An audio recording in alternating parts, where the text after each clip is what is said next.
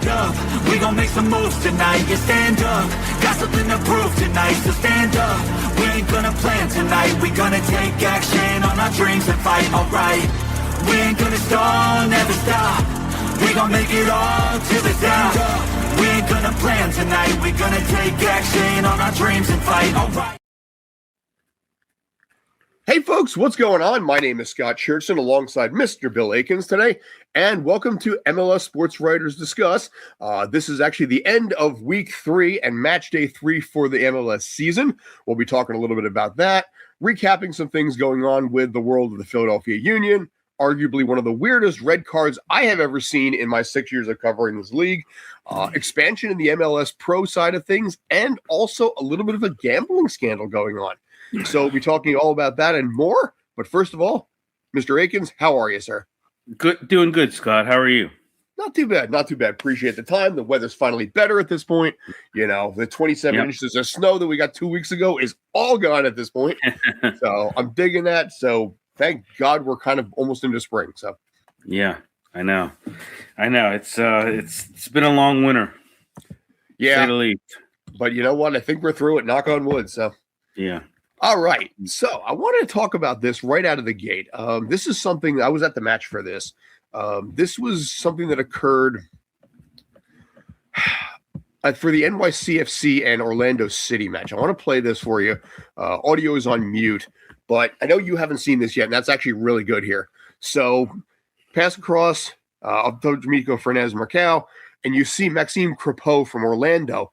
He actually grabs the ball outside of the box. They're going to show a couple replays of this here, but you can see right about here, he actually grabs the ball outside of the box.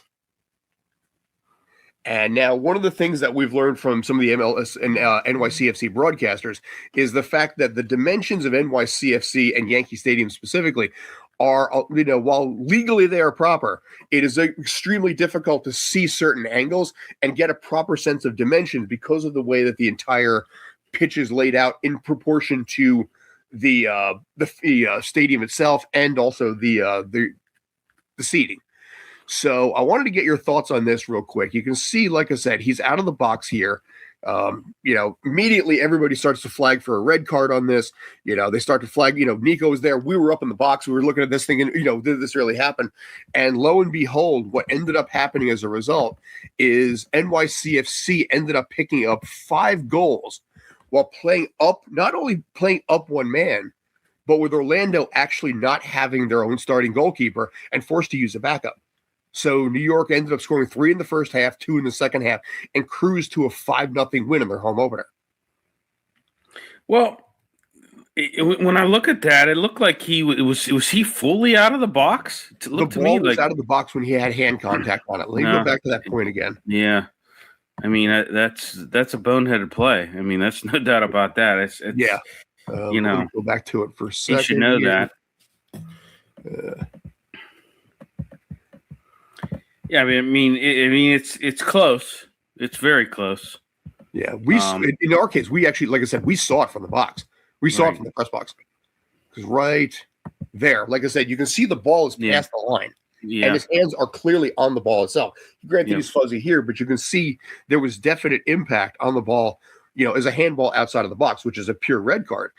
But I have never seen a red card like this before. No, I've never seen one either like that. Yeah.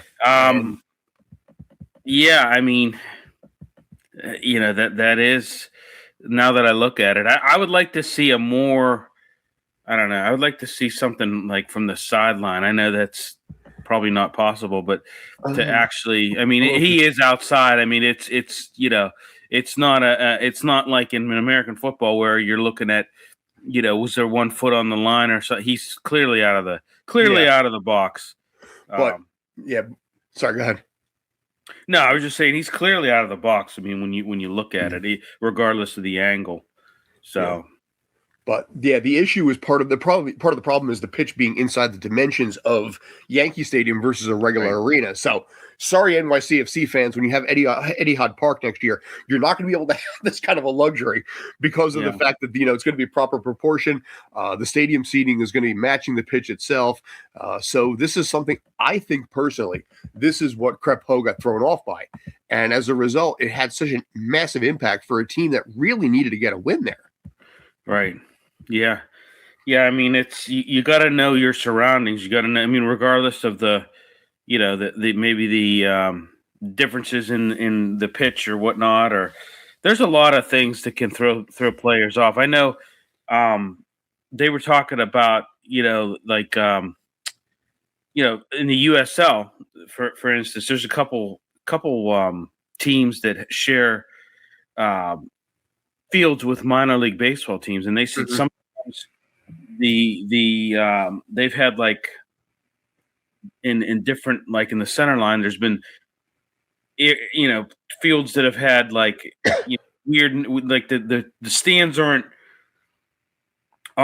completely, that they're not completely, like, in line parallel with the sideline. So they've had, like, and they said that it's thrown some guys off, like their depth perception.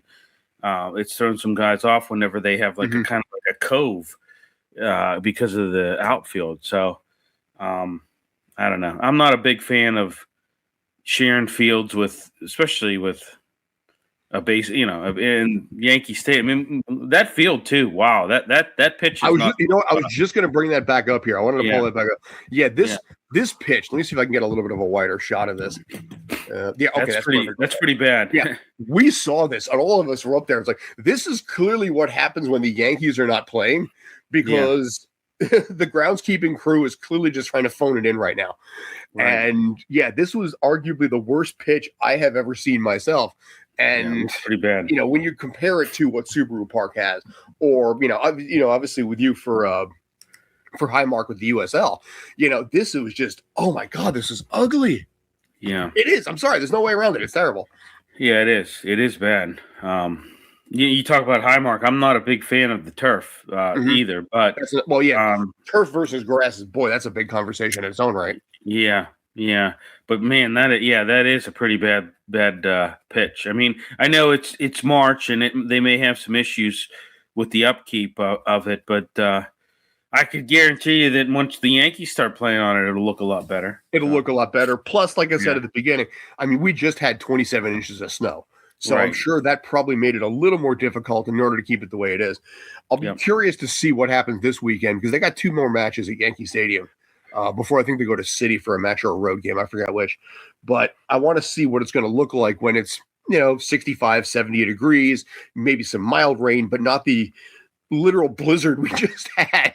Right. And see if maybe, hopefully, this pitch is a little bit better looking than it was here, because, damn, this is an eyesore. And you can kind of see, like, the outline. If you look at the bottom there, you can kind of see the outline of, like, the infield. Yeah. Yep. Oh, yeah. City Field, you don't really see this on the City Field side of it, but Yankee Stadium, you literally have to walk over second. You have to run over second base. Yeah. That's this is one of the biggest things that that a lot of people that hate NYCFC talk about. But again, Etihad Park is coming. It's looking nice so far. They're actually, I think they're actually ahead of schedule right now. And as soon as I get the chance, I will be making a walking tour of it as soon as they let me do it. And I'll be curious to see what ends up happening. But yeah, one more season of this. But unfortunately, I've built up some good connections and good friends with the staff over at Yankee Stadium, so I will miss them next season. So but this red card had a massive impact, because in the NYCFC home opener, they scored 3 in the first half, and then Cruz pick up 2 more in the second half and inside the first 10 minutes through Keaton Parks' brace. And they just, like I said, they just rolled all the way through. And for a team right now like Orlando, who needed a win, this is the worst thing that could have happened, because now you lost Crepeau for next week also. So your backup at least is be able to be prepared, get ready, and you have somebody who's going to get a week to work on what they need to. But for the Orlando team, this is surprising a little bit. Yeah, no, that's a pretty hefty blow that they took from that. But I mean, he he still needs to know where he's at on the pitch. He still needs to know. I mean, that was kind of a boneheaded play when you look at it. Yeah. So there's nobody on that pitch that day that felt worse than he did. Right. No, but and I'm sure, like I said, I'm sure the dimensions of Yankee Stadium didn't help, because I've heard that complaint from other broadcasters. It's not aligned with the stands and everything like this, and it screws people up. Again, you're responsible for what you do, but at the same time, it's like I'll give him a little bit of forgiveness on this one, even if I do cover the team that basically he pretty much provided a win for. Yeah.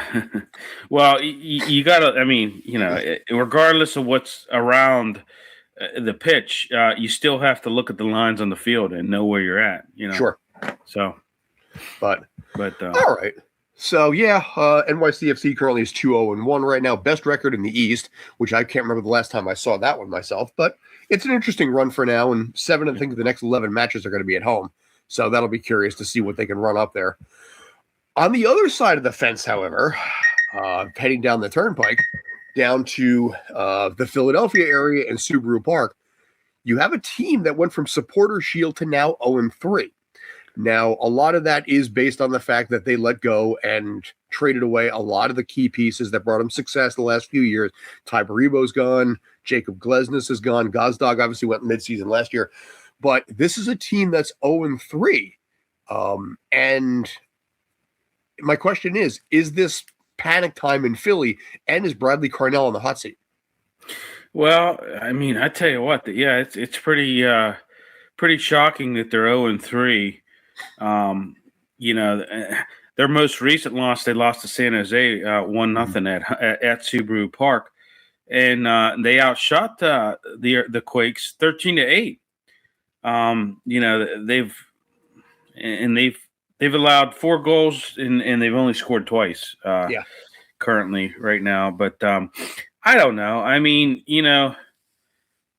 Kai Wagner, that was he was a key player. So was Ty. I don't know. I don't know necessarily that it's panic time, but I know you're going to get. They're saying Quinn Sullivan's going to be back late here in the next couple of weeks. He's going to be back late March. You've had some injuries. You've had some guys banged up. But I don't know that it's necessarily panic time in Philly. I mean, 0-3's not a good start, not a good way to set the precedent for the season, but it's still a long season. I mean, when you look at it. So now I'll pull this up here. This is this is a website I've been prone to using on a fair bit basis. This is playoffstatus.com, just kind of showcasing really where the teams are at right now, the odds of getting into the playoffs based on statistical numbers, strength of schedule, and so forth. Now, granted, we are only three matches into the season, but right now, if you look here, I don't know how well you can see that, the Philadelphia Union are currently sitting at a 59% chance of not making the postseason right now after 3 matches. Yeah. I mean, the more they start going 0-4, 0-5, then you really have to panic. Then you're like, okay, this team, they need a win. They needed a win this week. They need to get back on track. They have 0 points right now. You gotta get something here going into week 4. You gotta get something here. So yeah. They're playing on the road in Atlanta. That's not exactly going to be an easy match there. Plus, also play Club America tonight. So, granted, it's a Tuesday, so it's not as bad. But the fact that they're playing midweek games in CONCACAF right now is also making it more difficult to start scoring wins here, because you're exhausting your roster right now in a 2-match-a-week schedule, whereas Atlanta is not. Or actually, even next week, who are they playing next week? Sure. There we go. Yeah, they're playing at home against Chicago on the 21st. Yeah. So they have 4 matches coming up in the period of 11 days. So you got to get some wins here, and they're doing well in CONCACAF. But that's at the same time, when it comes to the MLS season, there is some massive concerns there. This is something Pat Bernard and I have talked about a little bit as well, because he does cover the Union for us. And the fact that you're having so many matches like this is burning out a team that already does not have its offensive threat. And there is some major concerns here. Right. Yeah, I mean, it is concerning. It's definitely concerning being 0-3. There's no doubt about it. but you gotta end it. You gotta end it. You gotta get back on the horse here, and like I said, get back in. You gotta get in the win column here, and you gotta do it more sooner than later. That's for sure. So now, do you feel that the wins in CONCACAF, like the run up that they had on Defense Force, do you think that actually helps for the MLS season, or do you think it actually is one of those things where it's kind of indifferent? I think it's indifferent, to be honest with you. I mean, I don't know. To me, it just, it's. I don't know. I mean, their ultimate goal is to, is to win a MLS championship. Starting off 0-3 is not a good way to do it. That's for sure. 59% chance. Was it 59% chance of making it, or 59% of missing it? Yeah, that's high. I mean, that's high. So. Yeah. And you go 0-4, I'm sure that's going to dip even more.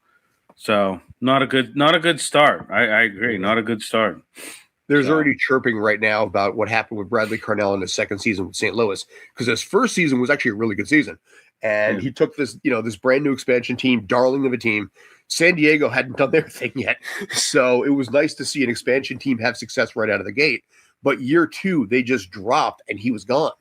So there's been some concerns about whether or not this is not just a Philadelphia Union thing, but maybe a Carnell season 2 thing as well. So, but it remains to be seen. Like you said, winning cures most problems here. So I'll be very curious to see what happens in the next coming month, because if they start struggling out of the gate, and there's 7 matches into the season and they only have like maybe we'll say 7 points, you might see a change in management there. No, yeah, I would think you would have to. After the, I would bring Jim Curtin back. Yeah, well, I said that before. Pat and I talked about that. I didn't think they should have got rid of him in the first place. I thought that, and a lot of people were up in arms when they got rid of Jimmy Curtin, and I agree. I mean, you want to talk about a guy that I thought was a great manager that they kind of just didn't have. I don't know. Maybe there was some internal things going on there. I don't know. One never knows, but. I don't know. They're not off to a good start. You got Club America tonight. That's at home. Then you go to Atlanta. And Atlanta's another team they're struggling too. But I tell you what, they're I don't know. It's not a not a good situation. You have to assume Atlanta's going to start turning this around. There's a lot of concerns there. What happened with Ronnie Dyla's team. And last year, they were expected to compete for an MLS Cup title, and they were cellar dwellers, and Dyla was out. So it's still a bit of a struggle right now with that team as well. But they're not going to be an easy match, especially at home, because that fan base is so huge. Yeah, exactly. And I think Martina is, I think he's a good manager, and he's back. But they've struggled out the gate as well. So yeah, they're 0-3 as well. Second worst record in the East right now, with a -5 goal differential. So they've struggled offensively with only 2 goals so far. But again, in home we trust. So but when you look at what, a much better chance of winning. Right. When you look at what the Philadelphia Union did last year and what Atlanta did last year, the expectations were definitely higher for Philly, and they're just not getting it done. So I just looked it up, by the way. Jim Curtin is not working right now because of family reasons. So he's probably just sitting there watching on the sidelines and doing the the dad life and the family life a little bit. Whatever those family issues are, I'm unsure of, and best to him, because Jim Curtin is an awesome human being. Yeah, I love the fact that every press conference he would always start out by thanking the person coordinating it, whether it was Nico, whether it was Erica, it didn't matter. He always started out with thanks, Erica, and then he would go. Every single press conference, he started it out that way, and I always liked that about him. Yeah, he's a good guy, for sure. But yeah, we'll see what's coming in the next few weeks, but it's not going to get any easier through the month of March. No, not at all. So, okay, moving on. I think in this case here, let's go to a little bit more of a positive one. I think we got to go a little more positive. We got a slightly more negative one on the horizon, though. Yeah. But MLS Next is further expanding. What's been announced recently is the fact that there's additional teams on the horizon right now coming into next season, including in your turf of Pennsylvania. Yeah. Penn Rising 11 is going to be getting a team of their own. Now living there, to quote Billy Joel, living there in Allentown, and but Ohio's getting one, Baltimore's getting one, Suffolk County, New York, and Long Island's getting one, Miami, Austin, and another one in KC. Yeah. So a lot of developmental leagues are growing from the U13 level up, and I think it's a positive because I think this league needs that right now to develop. There's been some concerns financially about basically how expensive it is to send a kid to these things. Zlatan recently came out and complained about how expensive it is to basically get the kids everything they need, registration, cleats, jerseys, and all this kind of stuff, and how he's dropping $2,500 a kid per year. But for the average person who's working with a union and a job, this sort of thing, that gets pricey. Right. But props to the MLS. Sorry, go ahead. No, go ahead. No. I would say props to MLS for expanding the youth movement. Well, yeah, I mean they need to. You look at some of these expansion teams: Penn Rising, the Island there in Suffolk, Club Ohio, which is in Dublin, Copper Mine, which is going to be in Baltimore, One FC, which is in Miami, SGA, which is in Austin, and then Sporting City, which is in Kansas City. Yeah, I mean it's I think they're trying to. From that standpoint, I think they're trying to, capitalize on the youth movement. I think, we talked about it before. I think they're going to get some momentum here with the World Cup. I'm hoping they get some momentum with that, but I think they will. So yeah, it's a good time right now. Yeah, so I'm curious. Like I said, I think it's good for this, but also it hits some of the areas that maybe don't really have as much of an MLS presence. Right. Long Island really doesn't. Ohio is actually a good spot in this case here, but Baltimore, you've got a couple of teams in between. But Allentown, if I remember correctly, PA better than I do. It's kind of like equidistant between like Philly and Pittsburgh, right? No, it's okay. No, it's yeah.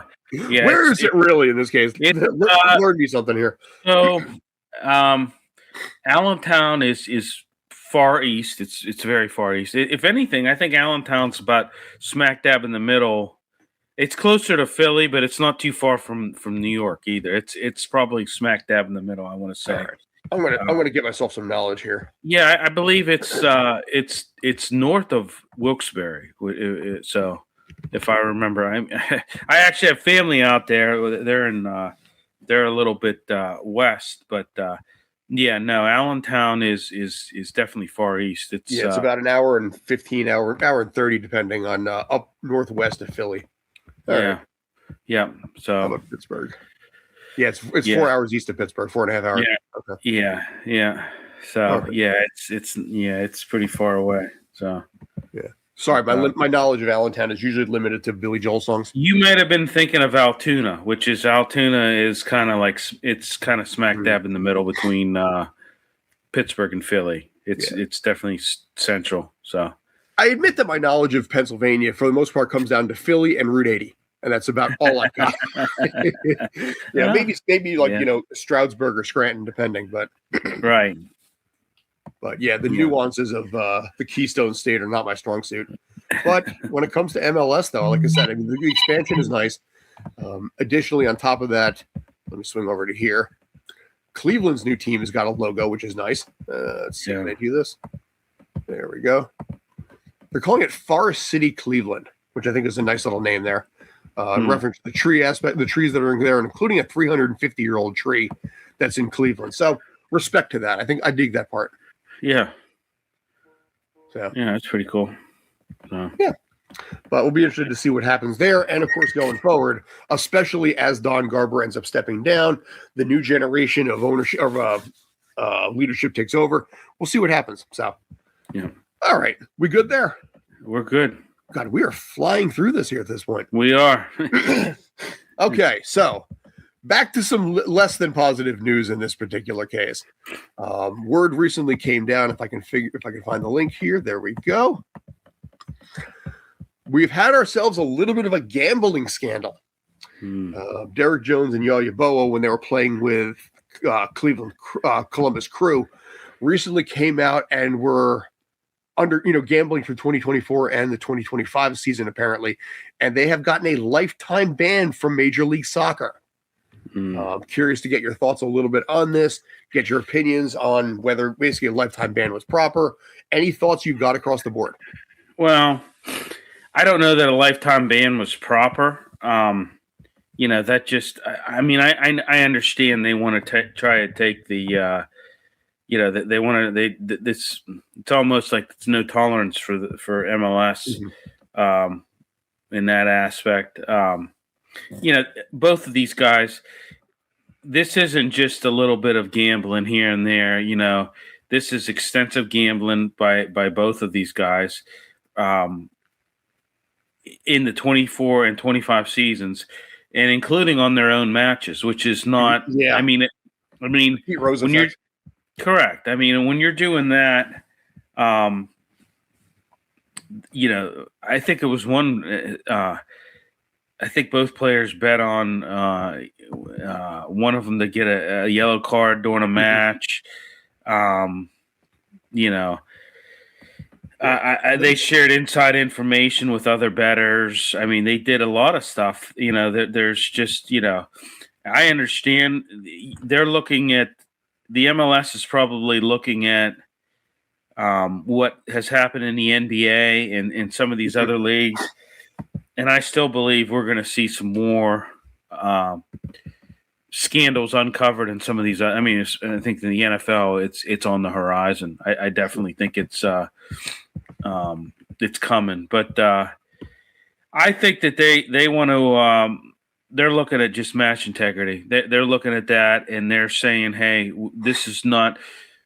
This is where we kind of separate ourselves, I guess, from other leagues. Like we're not going to tolerate this at all."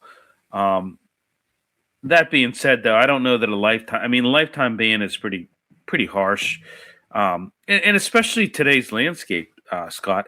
You look at how many teams, are sponsored by, MGMs, and I was saying DraftKings or DraftKings, right? It's everywhere. There's ads throughout most stadiums, for that. Yeah. There's even, sports books in stadiums and some of them. And on the smallest little things too, not just the outcome of the game. Right. How many minutes players play, how many, how many, honestly, the heat maps, they'll do sports betting on heat maps too. Right. So I'm not saying that it shouldn't be policed but they've kind of created this thing, and not saying MLS specific. In the sports, professional sports landscape in general. They've created this monster. But I understand. Listen, I get where they're coming from. I understand. Don Garber has he's got a responsibility, being commissioner to make sure that this isn't going on. And if you really get down to the nitty gritty of it, and why did he give him a lifetime ban? I think it's pure. It's try to deter, right? It's try to deter other players, right? Exactly. So some of these players that maybe have done it and haven't got caught, or on the verge of gambling, are going to say, okay, look at what happened to these guys. It's not worth me throwing my career away to gain a little bit of money. That opens up. Like, I'm going to ask you about this one. That opens up a massive can of worms, because these are these two, Jones and Yeboah, these are the ones that got caught, right? And like a lot of things, like for example, I'll use drunk driving as an example.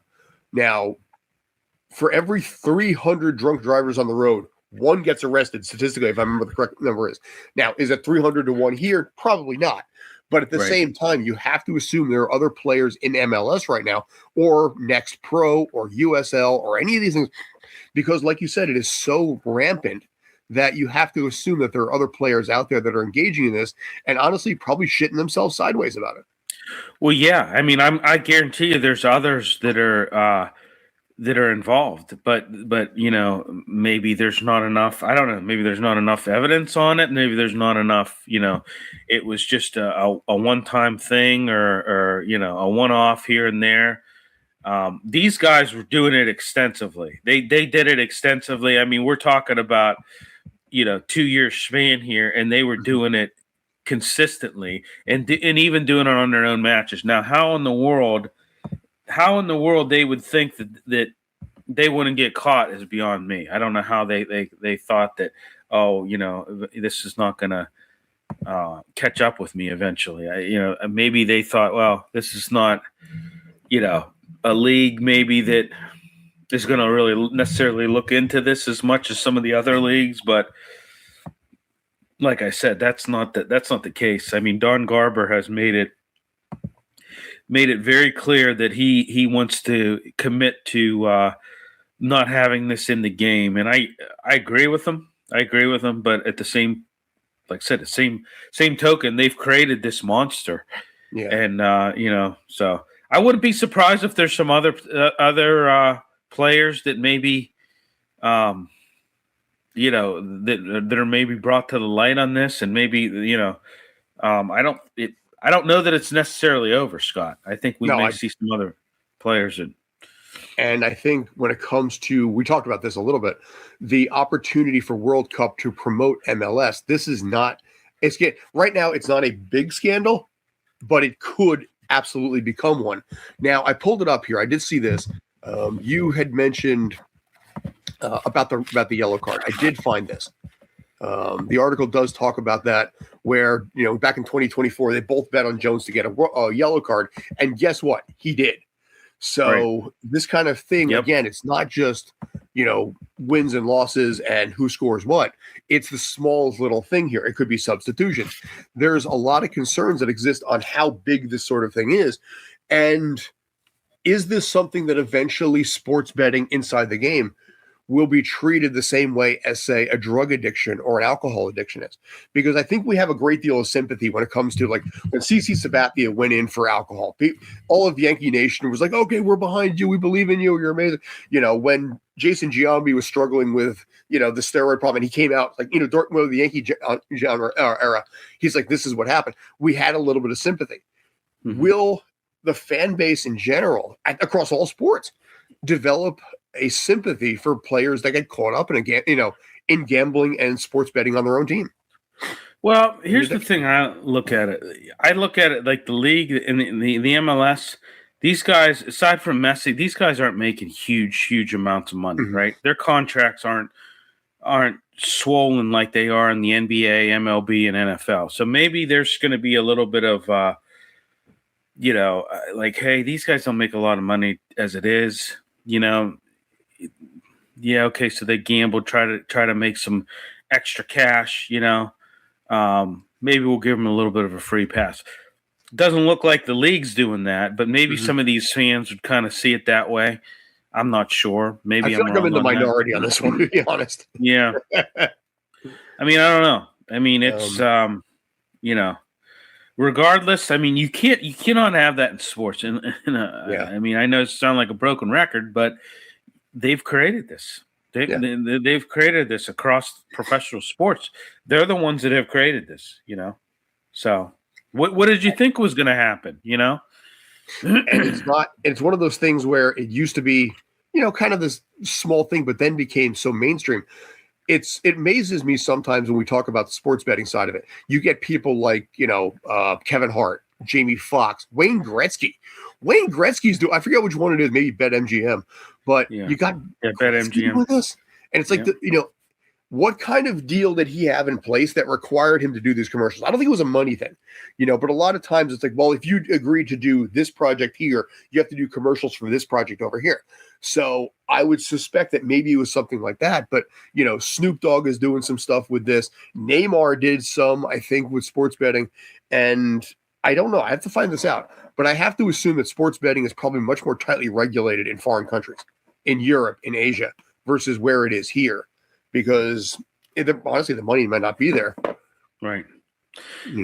Well, it's the fact that these guys were better, doing this um, even on their own matches is Oh, I that's mean, a big one right there. that's a big one. Yeah. I mean, that's what the whole Pete Rose thing was about. He was managing, pulling pitchers out early, doing different things, and that's not a, whenever you're able to manipulate like that. I mean, that's just, it's bad enough that you're doing it, but it's worse kind of when you're able to, when you're gambling on your own matches and you're manipulating the outcomes in and things like that. That's just a double whammy when you look at it. But like I said, they've created this, and I gambling is an addiction. It is bad, and people can get wrapped up into it. And I'm not a sports bettor. Mm-hmm. I'm just not. I just refuse to do it. I'm too afraid to. Yeah, exactly. I'm too afraid to. I have too much of an addictive personality. I'll mortgage the car. Exactly. I'll the car away. Exactly. Yeah. I mean, I have an addictive personality as well, and it's just a slope that I'm not willing to go down. I'm just not willing to do it because I know it could be bad. So just stay away from it. But yeah, I mean, some of these guys, they can't help themselves, and it's so easy. It's so easy for them to do these things and to make money at it. And they think, hey, I'm not going to get caught. They're going to look at the MLS is going to look at this, come on, Well, they did, and there's a lifetime ban on both of them. What scares me is not that it's a lifetime ban, but if this explodes and there's players that I have known for years, that I have covered, I'm not saying they are. Believe me, I'm not saying they are. I'm just curious. But people that I've been tight with for years, like Keaton Parks or Maxey, Justin Hack, all of these guys that I've known for so many years and watched their growth up, to know this is going on behind the scenes with a player like that. And again, I'm going to say this one more time. This is not a lead. I'm just saying, if it was somebody that I knew, it's going to hit me in a little bit of a weirder way, because Yaya Boa, I did cover him. I didn't know him that well, but I did, cover him from basically my small affiliation with Columbus. And it surprised me because, again, Columbus is one of those teams that I've had connections with, with Wilfred Nancy and Malte Amundsen. So it surprised me a little bit to see that this was going on under my supposed nose. But if it was like somebody like NYCFC or Red Bull, it'd be like, ooh, wow, I didn't see that one coming. Yeah. I mean, we've had this before. I mean, Hernandez, I believe, didn't he get nailed for one back when in he played for 21? 20, I think. Yeah, for Kansas City. So this has happened. This has happened before. This isn't something that's new. But I mean, hey, this prop bet stuff has been an issue. It's been a main issue for a lot of the major sports leagues since and I go back since everything was legalized. It's been but it's not worth. Now here's the other question: these guys, do you think they go and play elsewhere? You think they'll go? I guess it depends on the rules. Probably yes. I would say that some of the lower leagues in Europe or Asia, I believe it's just an MLS only ban. So they have the rest of the world available to them. And with the talents that they have, they would probably be able to find work. Now, I glanced at this very, very briefly. The restrictions on other countries basically is based by country, but generally from by and large, it's a little more tightly regulated than it is here. But also at the same time, I think it's a 2-strike and you're out type scenario there. So if Yeboah goes over to, say, Europe and plays in one of the smaller leagues over there and gets nailed again, I think he's done permanently. Right. But I think there's a lot of teams out there in the rest of the world that would take a flyer on those guys. Yeah. I don't think their careers as players is over in the MLS. It is, but I don't think it. They'll find, like you said, they'll find work elsewhere, somewhere. Yeah. So and I don't know if a Premier League under his belt too. Right. I don't know if the Premier League would take a shot at these guys. I don't think so. I think, like you said, the lower leagues definitely would because, and you're in a Premier League, you'd take a hell of a PR hit for doing that anyways, so that's just not worth it. But I'm sure there's some team on a lower level, maybe in Ireland or Spain or something like that, or China, that'd be like, yeah, Saudi Arabia. They'd be like, okay. Right. He was busted for gambling. Fine, we'll take him. Even Liga MX, a lot of these teams around the world would, yeah. Yeah, even Liga MX might possibly. Yeah. So yeah. Interesting to see, like I said, what ends up happening. So yeah. All right. One last thing, and I think we'll wrap this out. Talking a little bit about what's on tap for this weekend, a little bit, maybe just highlight and pinpoint a couple of games. I don't know if there's any matches that you had a specific interest in, but there's a couple on my side that I wanted. We're going to have to expand that out. The font's a little too small on that one. There we go. No Hogai. Yeah, okay, we can work with that. So, like I said, we already talked about Philadelphia and Atlanta. Saturday afternoon match right in the middle of the day there, which is nice. Props, by the way, to MLS for getting this, because this was an issue initially with Apple TV where they used to bunch all the games onto like Saturday night, and you couldn't have a day out of it. And this is something I talked about, I think, with Brad Sims at one point. Are you guys going to do what you're doing here? And they are, thankfully, because you got 4 matches right there, in a period of a 6.5 hour start, and that's a nice way to run with it. Right. Well, I'll tell you a match that kind of intrigues me a little bit is Chicago and DC. Yeah. Saturday night. Yeah. I mean, you got there we go. Yeah. So, yeah, right now Chicago has the advantage because they are playing at home. In home we trust. Yeah. I like what has happened with. I don't have anything on that one. All right, it doesn't work yet. That's fine. I like what's happened with DC. I think there's a lot to be excited about with them, with Sean Johnson, with Ty Baribo. This is a team right now that I have hope and faith in. Yeah. And it'll be curious to see. Chicago Fire, by the way, respect to Chicago. They're getting apparently a new stadium next year, which means they're no longer playing on Soldier Field with a giant C right in the middle of the pitch. Right. Yeah. The Bears logo right in the middle of the pitch right there. Which is long overdue, I think, for them. They've been playing in Soldier Field forever. Soldier Field's worse than Yankee Stadium. I'll just come out and say that one. Because you can see, like, clearly it's really an NFL stadium. Right. So,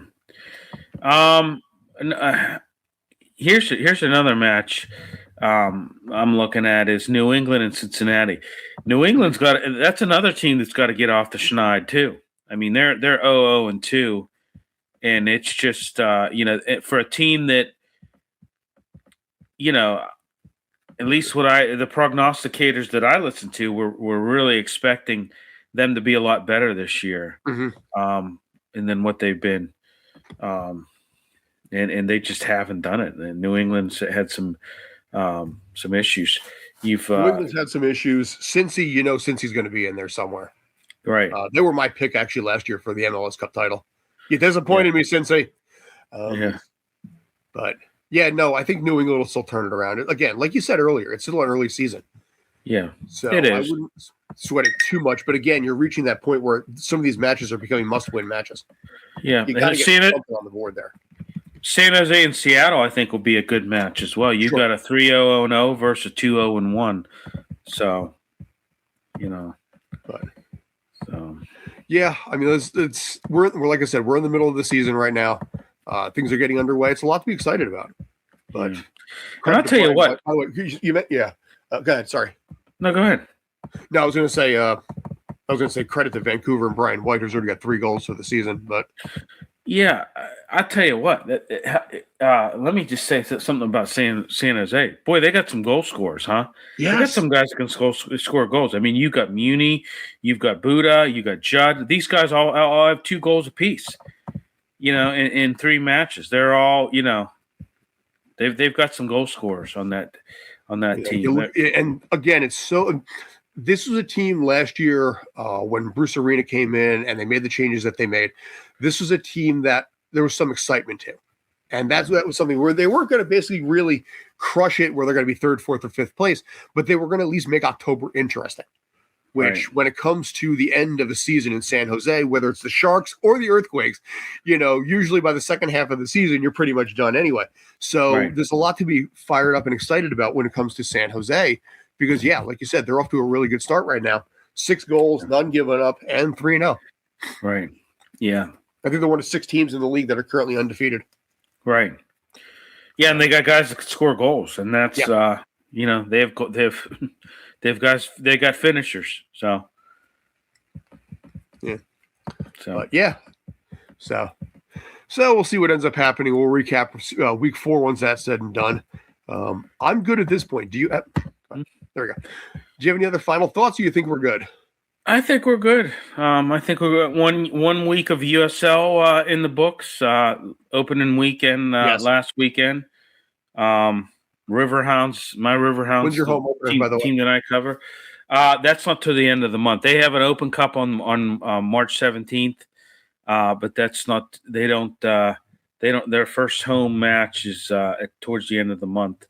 Okay. But yeah, I mean. Charleston Battery, you go down 2-0, you got a goal, from it was actually, by their own player for the Battery, but regardless, it's a win's a win, or I'm sorry, a goal's a goal, but not a win, but no, they're not a high mark until the 28th. Like I said, they do have an Open Cup game on there on the 17th, but yeah, I mean they starting off the season on the road this year. So, but we'll see. 2-1 loss against Charleston. Let's see if they can bounce back. I just there wasn't a lot of chances generated in that matchup against the Battery. Battery played pretty. They were pretty tight-lipped on defense, and there wasn't a lot of shooting lanes for them, and just there wasn't. They just kind of stifled them. So let's see if they can get back to being a little bit generating some more offense, generating some more chances here. So, well, like I said, it's an early start to the season on this side. A lot of questions on the USL side of things as well, as far as like what's going to happen as far as labor goes, but. Well, we'll know more about that as we go forward. Yeah, and I can't imagine that a work stoppage would be on the horizon for them, because I don't think that some of these clubs I don't think would survive with that. They have to keep playing, and it's unfortunate because that's probably what's going to get them. What's going to get them what they're requesting. But unfortunately, I don't think that's going to be that's just not going to be a thing. So fair. Yep. So all right, sir. So I think we're good at this point. Right. Appreciate it as always. Yep. I'm Scott Churchson. That's Mr. Bill Akins. Appreciate the time. We'll be back again next week. Thanks as always. Take care.